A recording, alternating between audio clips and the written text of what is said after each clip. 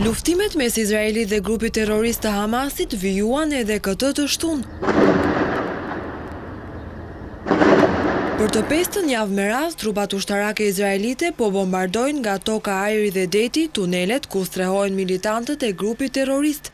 Betejë tashmë është bërë më e ashpër pasi ushtarët e Izraelit kanë hyrë në Gaza dhe kanë rrethuar spitalin Shifa.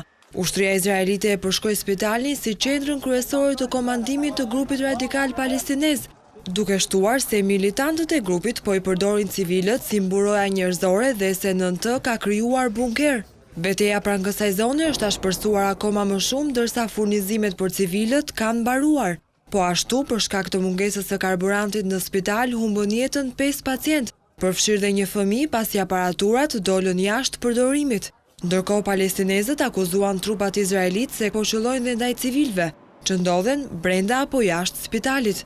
Akuza që u hodhën poshtë nga forcat e armatosura izraelite, të cilat i thanë BBC-s se trupat po luftojnë vetëm me Hamasin dhe se do të ndihmojnë në evakuimin e foshnjave nga departamenti i pediatrisë të spitalit Al-Shifa. Izraeli ka bërë me dije se nuk do të tërhiqet derisa të lirojnë të gjitha pengjet që janë kapur nga Hamasi.